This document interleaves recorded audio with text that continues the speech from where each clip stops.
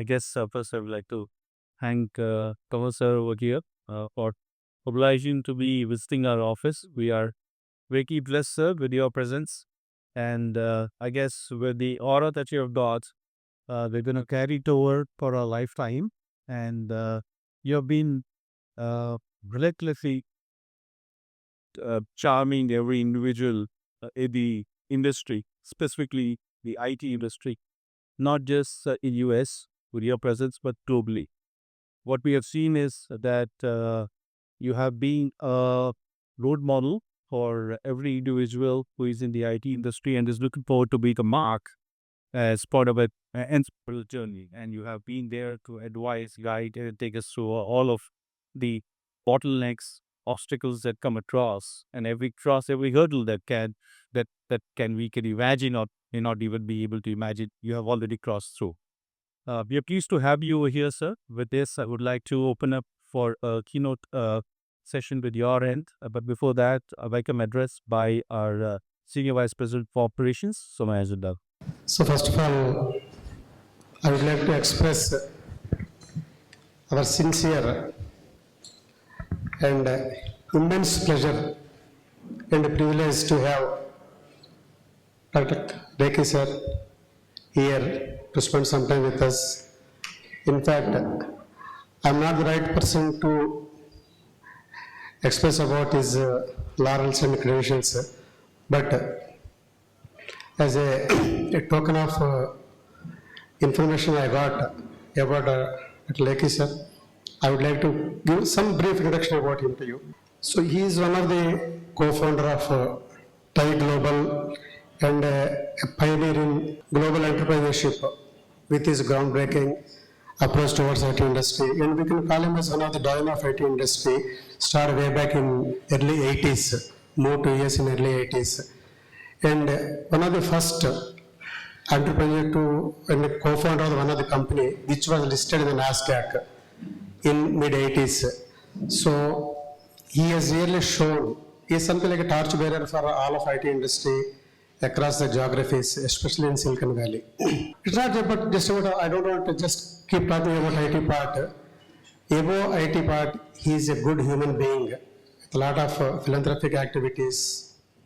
And I think very few people may be knowing that he is on a mission for the 100th birthday of independent India, how to get 10 million entrepreneurship people with a good startup ecosystem, where really we can be one of the topmost technological country in the world.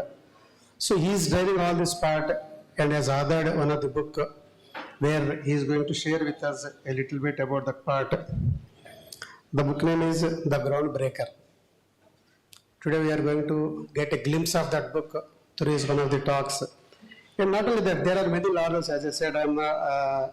He is also part of one of the Kanwal Rekhi School as part of IIT Bombay and Michigan Tech, and has invested in close to 50 companies with 21 exits and 6 IPOs, something like that.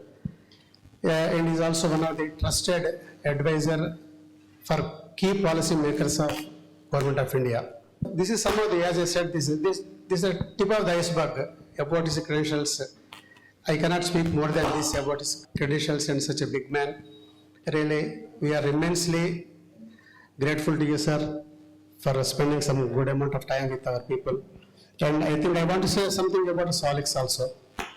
During the same day when you started your journey in the US, our CEO was I will move to US around early 90s or late 80s and started working with one of the first 30 employees of Cisco.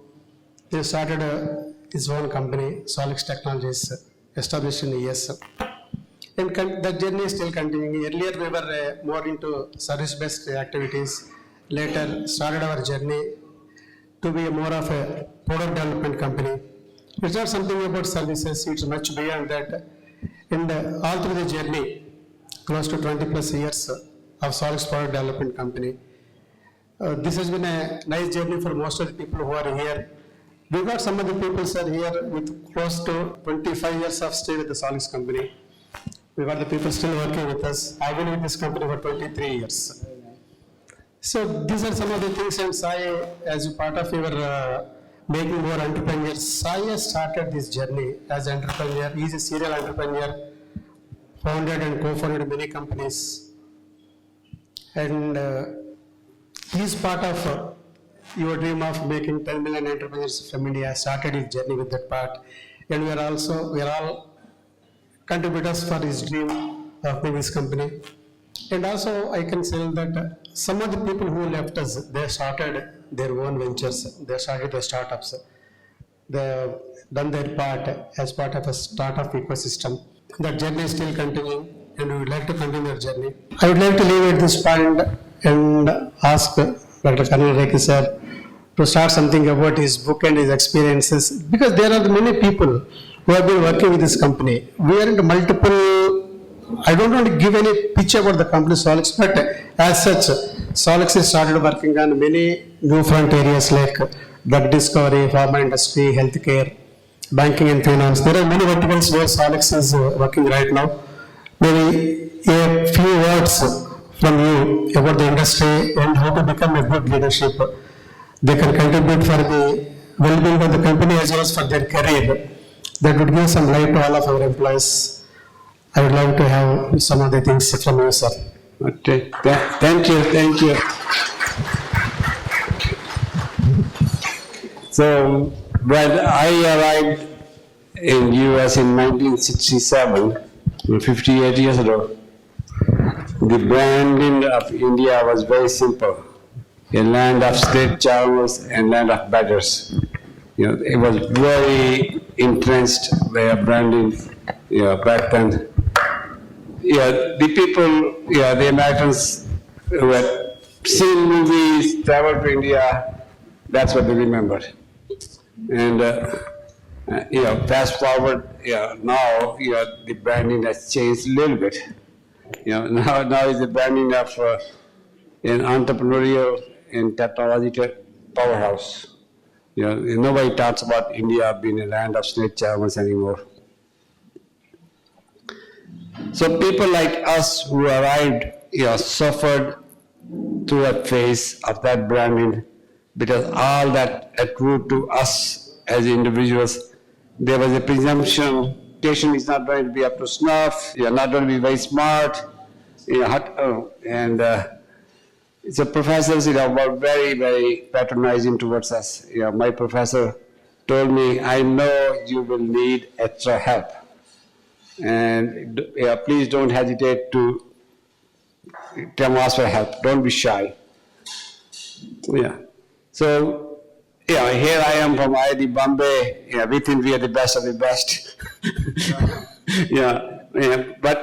But there is no fighting back, right? You have to keep your head down and nod. Yes, sir. Yes, sir. Yes, sir.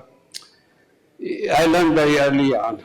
There is no use fighting a well-entrenched, well-established image. You'll have to just show them you're not that. And that takes time. So first time, he gave a shotgun quiz, and I aced it. So he, instead of saying, "Attaboy," he says, "I want to remind you that we don't cheat in America." So that's what we have to put up with. Slowly but steadily, we establish ourselves in universities first. By 72, 5 years after I was there was a realization, that there's a class of people coming from India who are very smart, who are, up to snuff, and maybe in mid-70s, there was a realization that Indians are smart engineers. So, maybe these people, initially, maybe you're an outlier. Maybe, then it was, these people have this mathematical gene, just like the blacks have a athletic gene, right? They're fast and strong. The Indians were, maybe they have a mathematical gene. But the evidence was too overwhelming.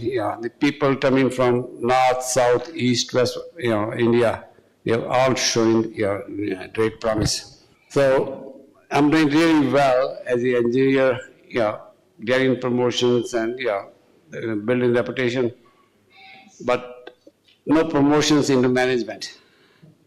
And when you inquire, well, the Indians are not managerial material. You guys are good at math. It doesn't mean that you're good at managing people. Can you sell? Can you market? Can you, do the finance? So that stereotype was there as late as late 70s. And, so if you're not getting promotions, and you have reached the top of the career ladder, what do you do? So you either stay there, and stagnate, or you don't do something on your own. So I was restless. I thought I was better than anybody there. And I'm not getting any promotions. There is no use fighting. And decided to leave. 1981 was when IBM PC was introduced.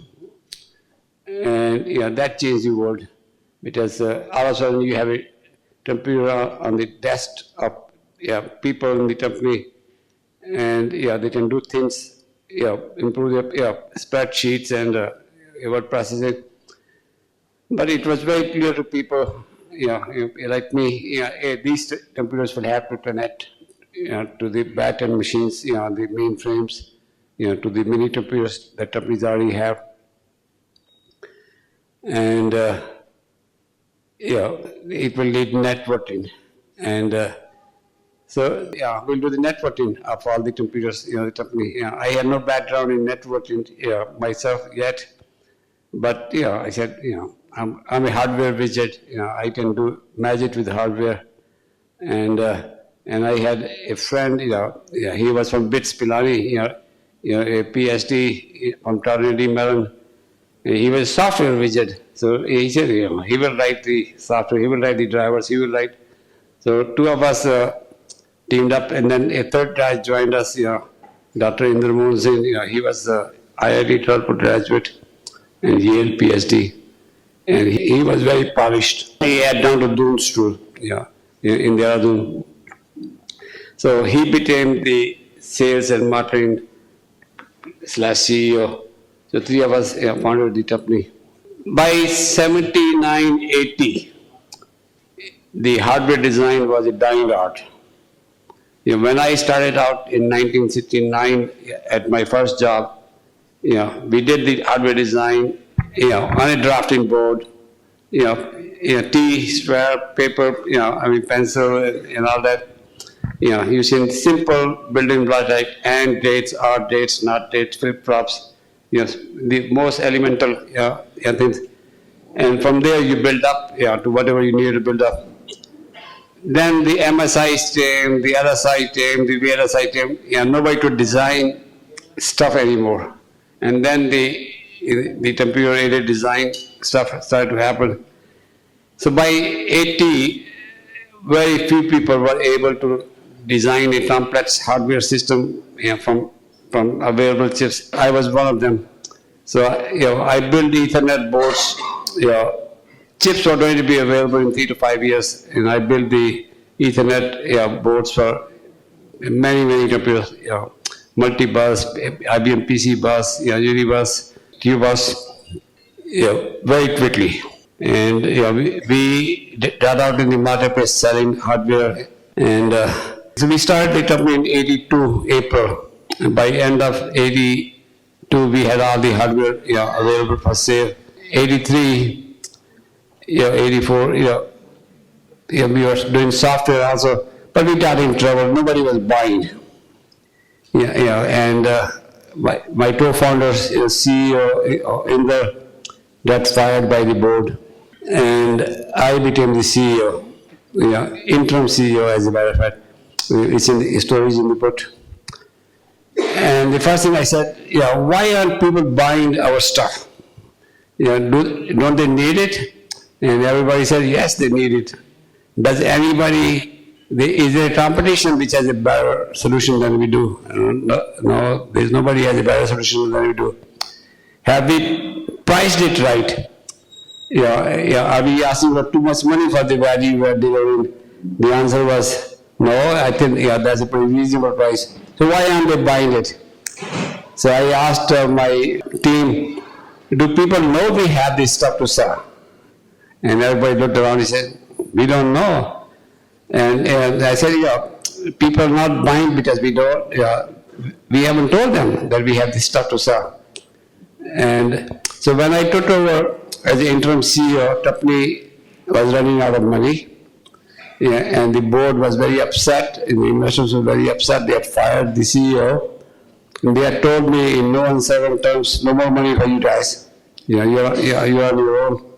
So I said, okay, we're going to take some of that shares money and start marketing, advertising. So we ran ads, and I remember from my childhood, the ads, on the All India Radio, Sir Dard Chaliye Asprodisiae. I don't know if you remember, do they still have those ads? Sir Dard Chaliye, so buy ads along that line. For your networking connection page, try Excellent Boards. It was very simple ad that if you have this issue of not being able to connect computers, and transfer files, we have a solution for you. And those ads were very, very effective. And within weeks, within months, we started to sell in large numbers, and he became profitable, and I became, overnight genius. So there is a chapter in the book, where I talk about, making of a CEO. Once you are a CEO, you're not an engineer anymore. You are engineer, you're a salesperson, you're a marketing person, you're a finance person, all those things are under you. And the chain is as strong as the weakest link. So you have to reinforce the weakest link. So overnight, I became the marketing person in the company. And, so you have to read the book, but there was a very rapid learning on my part, that customer doesn't care what technology you use. Customer has a problem that needs to be solved. And you have to solve that in an effective fashion at a reasonable price. And I don't mean cheap price. Say that you want to sell on price, but a reasonable price. You have to price in a fashion that value that you're delivering is being paid for. If you read the book, there's a line I use. Mehanga hoye ek bar, sasta hoye bar bar. If you sell them cheap and it doesn't work and quality is poor, we are going to be unhappy. So you have to charge enough so you can do a quality job, you can provide a service and support that they need and deserve. So you have to price it. So that's the point. Made in the learning I had, that you have to deliver. Customers deserve the best, and you have to deliver that, but you have to be paid to that, to be able to deliver that in some profitable fashion. So I raised prices of everything, very earlier. In some cases, I raised prices in software 100-fold. 100-fold, and because the math will work, at the prices a former CEO had set up for the software, and so very rapid learning, and so I never looked back, and company went public in 1987, February, roughly about 5 years after we started.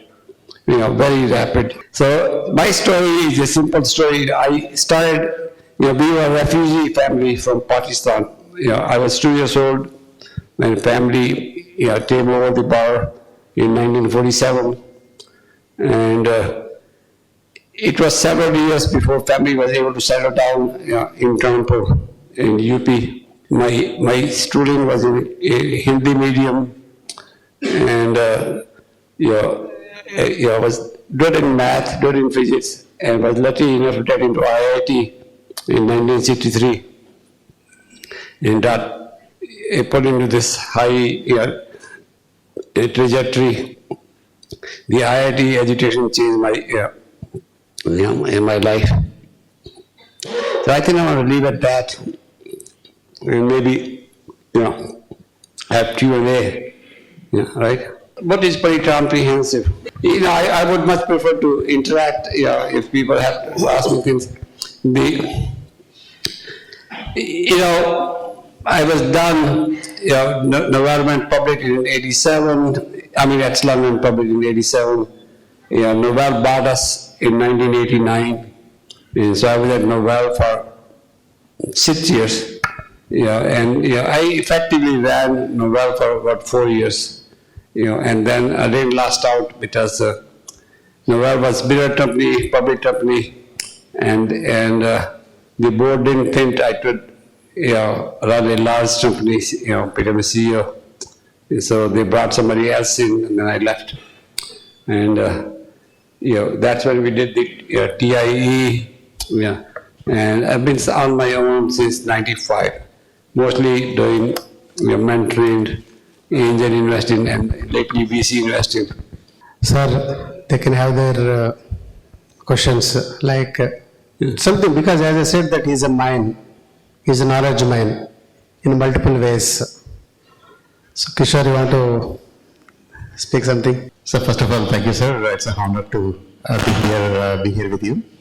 I'm also from California. I've been visiting my team here. Okay.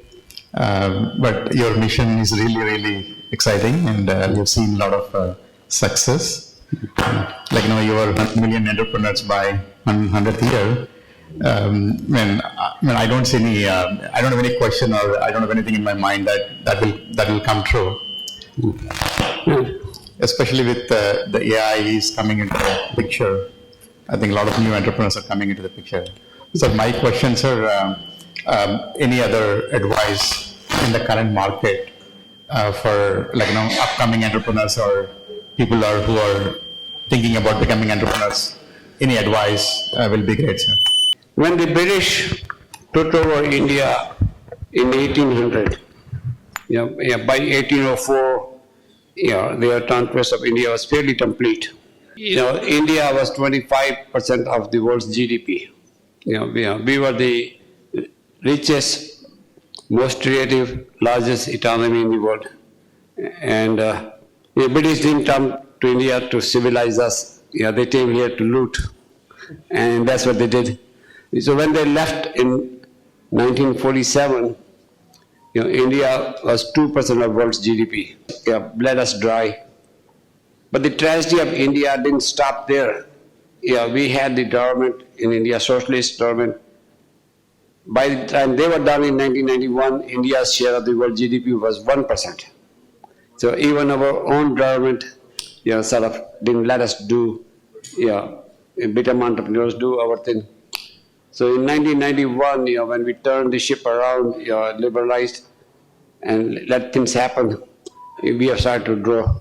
So India's GDP is now about 3.5% of world's GDP. India has 200,000 entrepreneurs. If 1% of the Indian population becomes entrepreneurial by 4700 years of independence, that's more than 10 million entrepreneurs. Almost all the problems will be solved. Entrepreneurs are the change agents in the society. They are the job and wealth creators in the society. And I talk about India by saying that India has a split personality.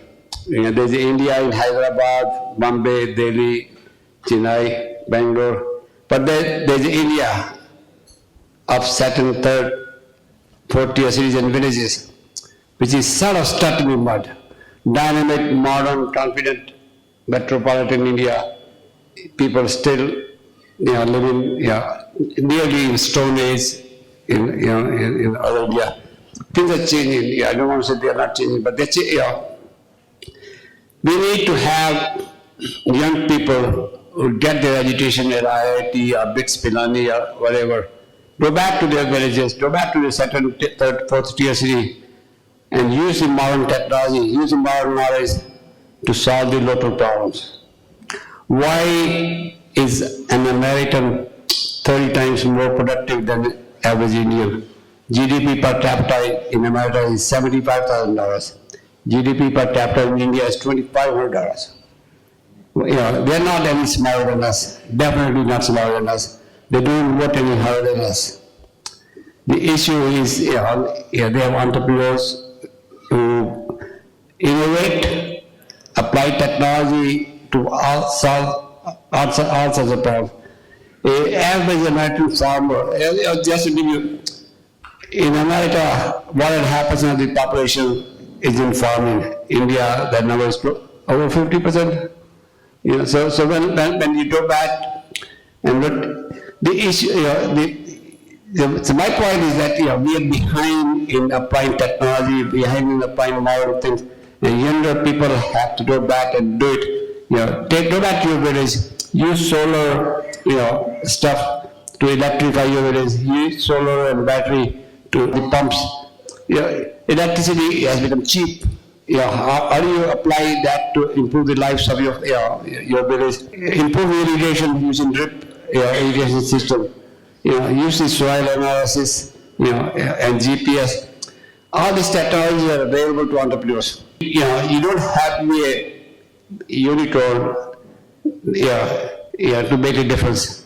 You can improve your village's life very quickly using simple techniques. That's what I mean. I was in Nizamabad, yesterday, and we started this thing I have here, Kanwal Rekhi, Rural Entrepreneurship, Startup Center, where we are training entrepreneurs from villages, from third tier and fourth tier cities. Go back, and there are stories of 4 of those. I posted today on the LinkedIn. There is a young entrepreneur, son of a farmer. He did his BTEC. He went back to the village and he looked around. The tools his father and other farmers used were so primitive. He started to redesign, improve upon that. And all of a sudden, everybody is so happy and the productivity is going up. Within 2 years, 75,000 farmers in Telangana are using these tools now. He has a business selling new, and these are still not so powerful tools here, but redesigning them, and so he has no idea how to build better power tools using batteries and solar power to charge the batteries. So that's what I'm saying. We need 10 million entrepreneurs to transform India. But if you're going to have Viksit Bharat, that means we have to have Viksit villages, Viksit third tier, Viksit fourth tier cities, and it's not going to be done by the government. It's going to be done by the entrepreneurs. So I have just one follow-up question. US, pretty much any major technology is primarily sort of coming from US. With all the talent we have, people we have in India, why are we not able to innovate or produce a similar type of products? Is it something to do with the culture, lifestyle, place, discipline? What are we lacking, sir? So I don't think we should think along that line. First, we should absorb the technology which has already been developed, like Chinese have done. Why reinvent the wheel? Why reinvent the wheel? We can use the current technology to improve the lot of our people, like we have done in the telecom. There was a debate between me and Sam Pitroda. Sam Pitroda wanted to develop our own telecom technology. And I kept saying, why don't we use available technology and provide the services to our people? And so he won the argument. He was given $10 billion by Rajiv Gandhi's government. And he came up with those STD, ISD, one phone per village. That was his definition of the problem. One phone per village means if people in the village cannot talk to each other, they can only talk to the other person in the other village. The phone has no value if everybody doesn't have phone. Phone's value is that everybody has a phone, you can reach anybody anytime. And the marginal value of a phone is close to zero. Once a network is set up, the transfer phone is very cheap, right? So, so I don't want you to fixate on doing our own stuff at this stage. But at the same time, we need to start developing the culture of innovation, culture of innovating this stuff. Back in 50s, when the country was young, the government decided to separate the research from education. Research labs were set up in National Physical Lab, National Chemical Lab, Tata Institute of Fundamental Research. They were research centers. IITs were just teaching institutes. So they decoupled the research and education. America has shown research university method where same professor is doing research, is teaching, is using his graduate students and his undergraduates as research aides who are being while learning the latest things. I think we have the changes to be to make. But I urge you not to fixate on innovation as a thing we are doing. We have to absorb technology and apply now while we do that later. Thank you. So the same question in continuation to what you said a while ago. Generally, people used to call this as a country of contrasts. The country of? Lot of contrasts. Like one way we got the rockets being sent to the Chandrayaan like that and kill the bullock carts on the road. So that's always been true. India is ageless, timeless on one side, and modern, dynamic, racing ahead on the other side. Right? And see, here's the problem, right? You need to do space stuff and all that for defense purposes. So there's no issue there. But at the same time, you need to let the entrepreneurship happen. So let's talk about space. Till recently, the government had a monopoly on space. Why they wouldn't let the private enterprise or entrepreneurs do it? Right? It's only about 4, 5, 10 years ago they changed that, right? Why did they limit the freedom of Indians here? This is back to the same point I made earlier, socialism. Why don't we let entrepreneurs produce defense material stuff? They finally are letting that happen. So we had this old British mindset: the government should have monopoly control of everything.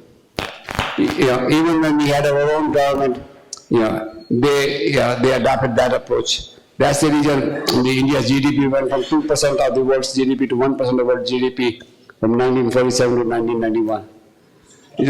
So we need to do the latest stuff, but we need to let it done by entrepreneurs in private sector. I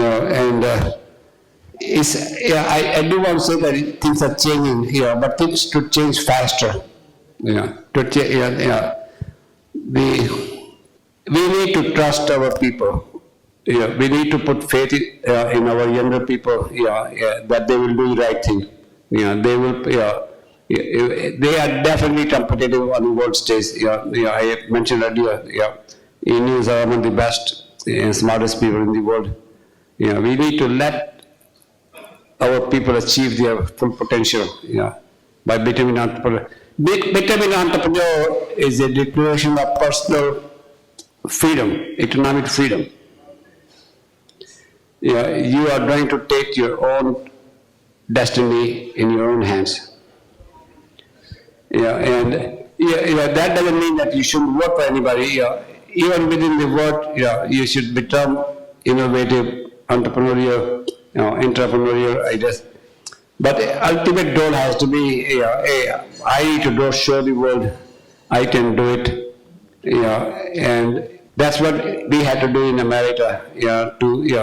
Nobody was going to make us managers. Nobody was going to give us the opportunity. And the only way for us to do was to become entrepreneurs.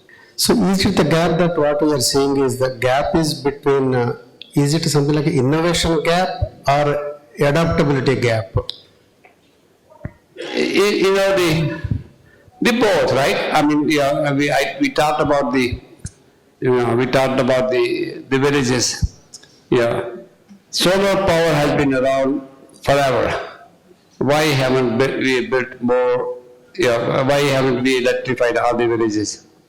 Yeah, and I think India needs to become.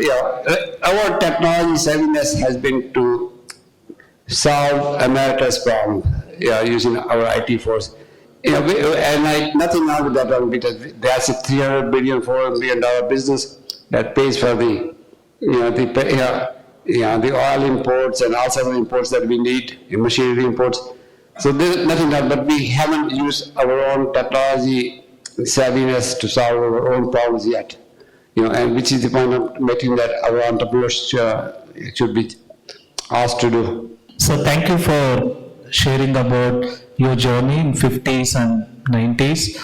I'm really happy to know how perception towards India changed over the time.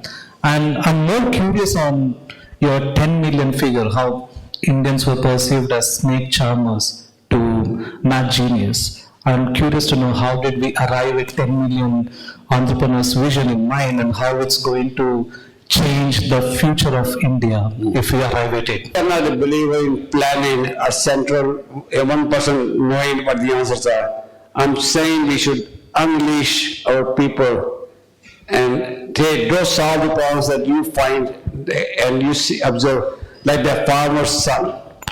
He went back. There was another entrepreneur, that young guy.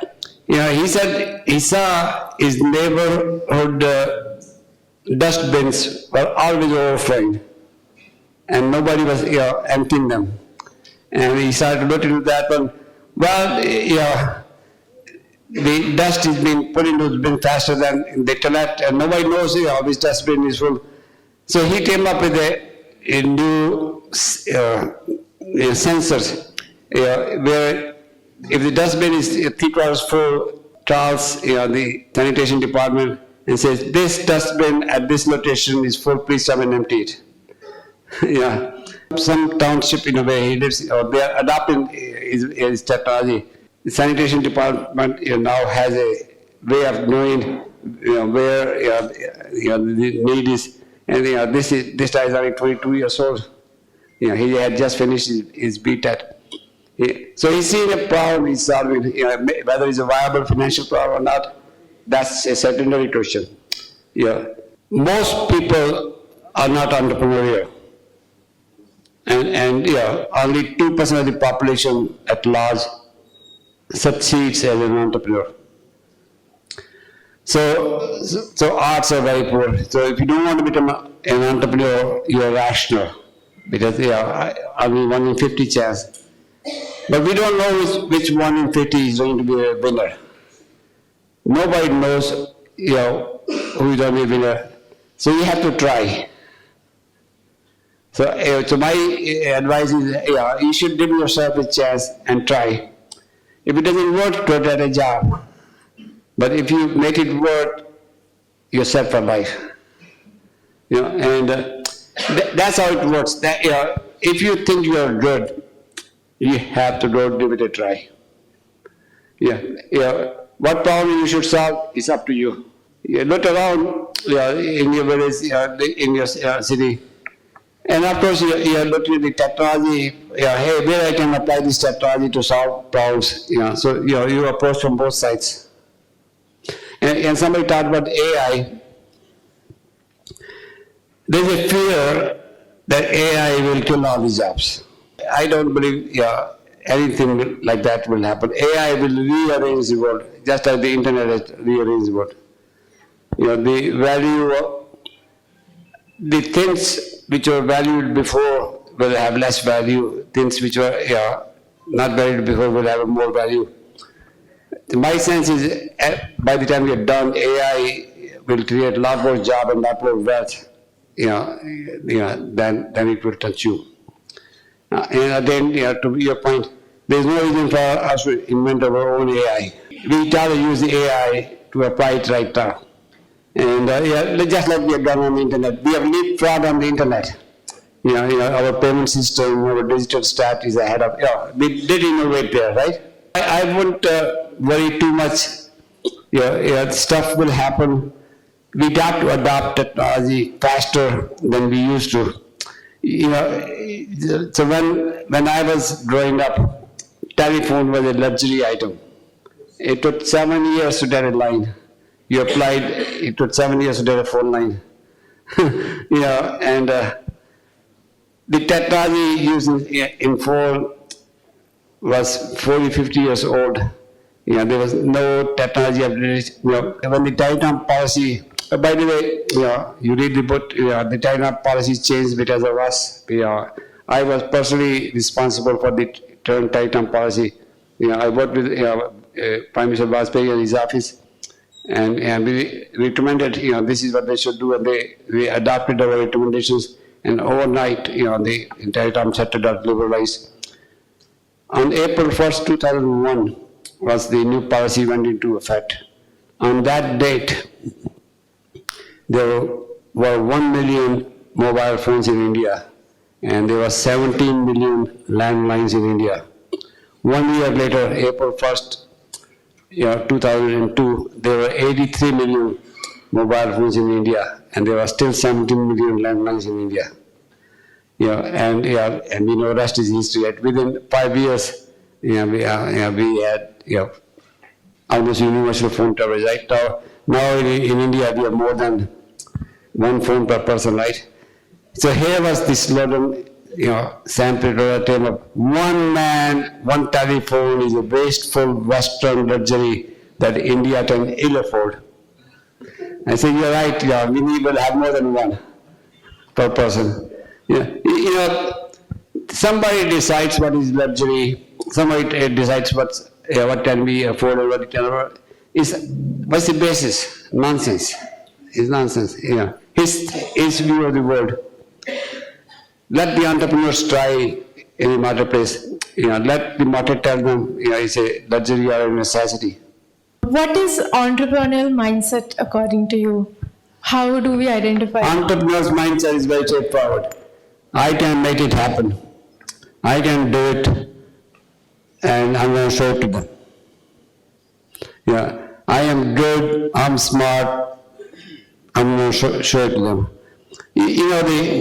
It is supremely self-confident situation. I'll take the risk. I'll quit my job. I'll put myself through hardship. I thought about entrepreneurship as a personal quest for a person, to discover their best, to reach their potential, full potential. And the word I use, is the word, is a tapasya. You don't do tapasya for 3, 4, 5 years. Put yourself through hardship with a single-minded notion of I'm going to make it happen. I'm going to achieve that jnana or whatever, right? So entrepreneurship is a personal mission. Nobody's mom ever told them, "Beta entrepreneur bano." Right? Beta engineer bano. Beta doctor bano. Right? And beta settle ho jao. Beta thoda discipline banao. Right? Becoming an entrepreneur is seen as being indisciplined. You're unsettled. But that's what you need to do. The indiscipline in somebody else's eye is a strong discipline in your own way. You are showing the discipline to show single-mindedness to make this thing happen. It doesn't fit the other people's view or the society's norm. Doesn't mean being unsettled is very good, because you will not settle until you find the answer, until you make it work. So to me, it's a personal quest. It's a declaration of independence. It's a declaration of I can make it happen, and then you have to show make it happen. Technology is changing. Evolution is very fast. how the entrepreneurs should cope up with and settle down with one particular technology or go ahead with that? So change is constant. Change will not happen. Moore's law, AI, whatever, right? It will not change. Make the change happen. So what should you do? Now, I'll come back to the in a minute. What you should do as a person? Well, if you resist the change, you will be swept aside. The tide of change cannot be stopped. So most people accept the change and adapt.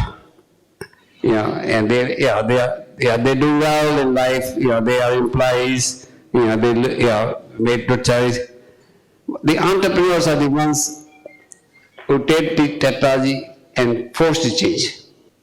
So entrepreneurs are the ones, who said, hey, I can use this to disrupt. The word disrupt, I'm sure you hear all the time, right? And so entrepreneurship is about changing the world around you using the technology. You don't have to be a technocrat yourself. In my case, I was. But a good entrepreneur gets a good technocrats around him, pays them well, makes them partner. When I became the CEO, I had 3 PhDs as my assistants to make sure that I can't keep up with the technology anymore. I made sure that I keeping me straight, technology front. This is where the world is going. So I think without entrepreneurs, society starts to stagnate very quickly. To stay dynamic, you need to have entrepreneurs who are restless, who are making changes, who are trying to one up the others. That's how the competition between Google and ChatGPT, who is the with right? And in almost every area, at the heart of entrepreneurship is competition. I can do better than that. And so multiple people compete, and good solutions emerge out of that for the whole society. So entrepreneurs are the change agents. They love the change. Entrepreneurship thrives during the change, era of rapid change. If everything was to be stable, entrepreneurs will lose out to the big companies very quickly. So, do you think, is there any age limit for entrepreneurship? There is no age limit for entrepreneurship. It's not like going to IIT or MBA. You have to be 16 and a half to 17 and a half, right? Colonel Sanders, the founder of Kentucky Fried Chicken, was 67 when he started Kentucky Fried Chicken. Ray Nola, the founder of Novak, was 57. So the way to think here is the golden age of becoming an entrepreneur is between 25 and 35.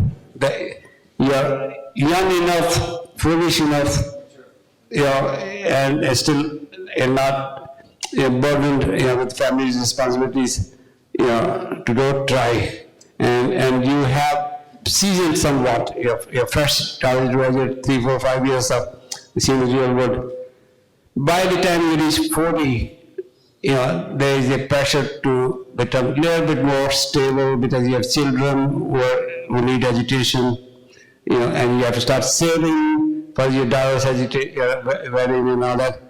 So there is a period from 40 to 55, is harder to become an entrepreneur for those reasons. After 55, your children are gone, they're grown up, your daughters are married, you're freed up at the end to become an entrepreneur.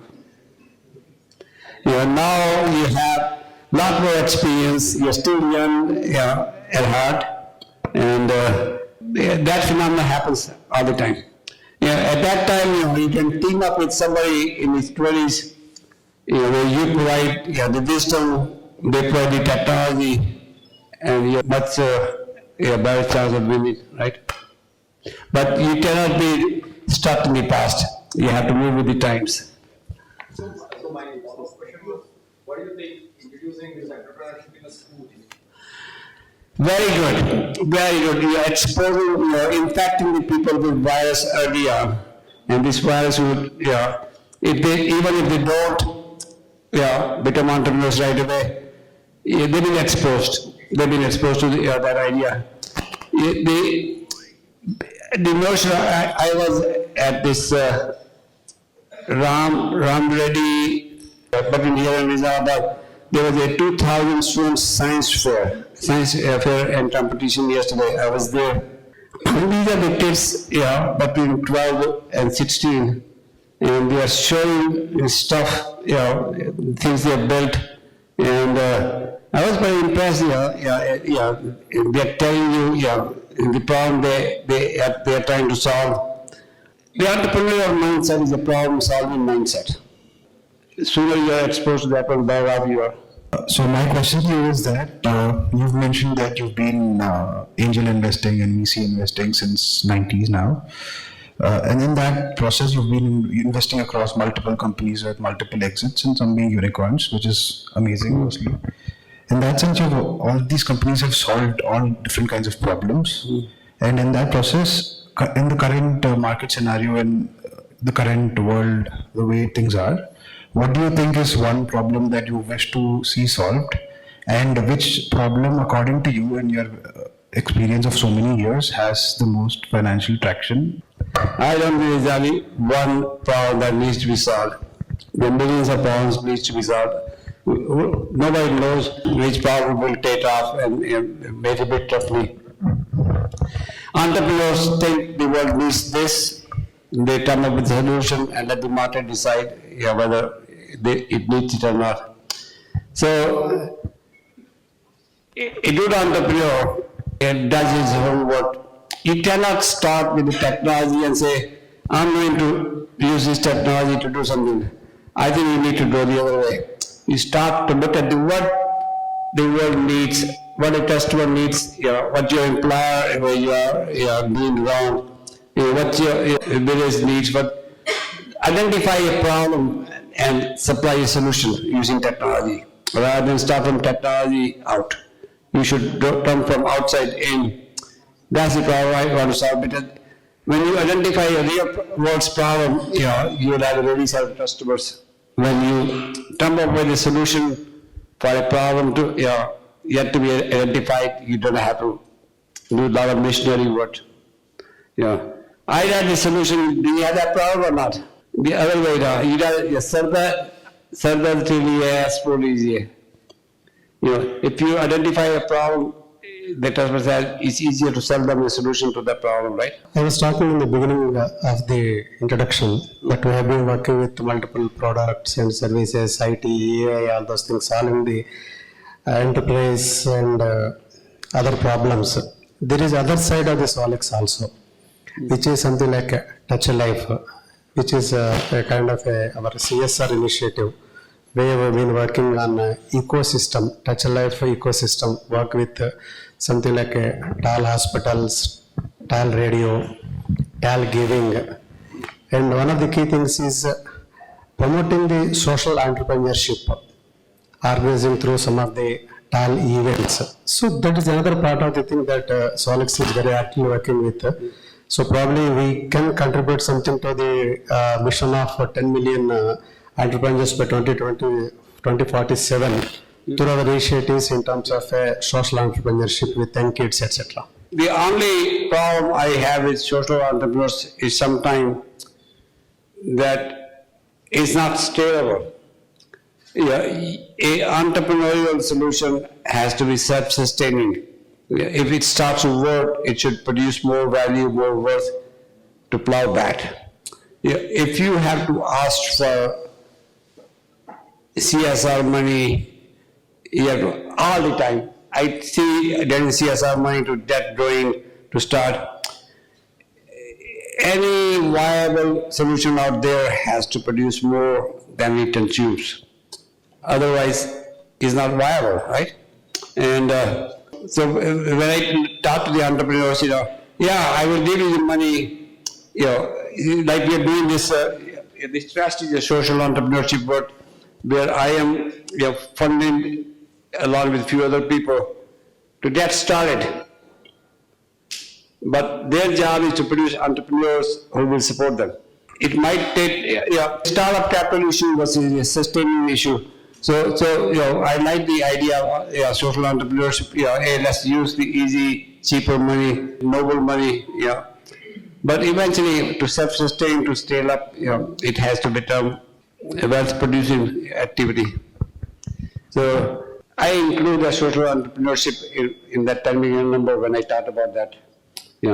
Because initial business solutions, you'll have to go and do, first 10, 50 farmers you'll have to do sort of free. So the others will see and they would want to do it too, right? I have a small question. Ki, you have always choose to build institutions rather than just another philanthropy. So what actually ethical guide you have picked it up, and then I just wanted to understand what you lost because of you choose to be institutional builder rather than any other philanthropist. I got well enough, and my priorities shifted from myself and my family. I have taken care of myself, I have taken care of my family, I have taken care of my children. How do I have a larger impact? So I have spent last 30 years mostly, building Thai and mentoring entrepreneurs. And I do the investments and all that thing on the side, just to make sure that I don't become theoretical. I am in touch with what entrepreneurs are doing, what entrepreneurs need to be doing. Just to be effective, you have to use the real data, not the imagined data. So, I was only 50, when I left my job in 1995. I was young enough, well established enough to do the startups. I have never taken any money from entrepreneurs I mentor or any shares from anybody I mentor. It's all public service. Thai, I use my own money to travel for Thai. And but I'm very happy, very satisfied person. So that's what matters at the end, right? My children are very well set. My wife was well taken care of. So, but yes, was the problem? Right. Really blessed to have you over here, and thank you for sharing all the thoughts and rejuvenating ideas that you've got. I believe we are going to take your ideas way forward in our lives and be able to carve out something for the mission that you're looking forward to carry forward, not just for this generation, but also for the generations going after year, and centuries after centuries. Yeah.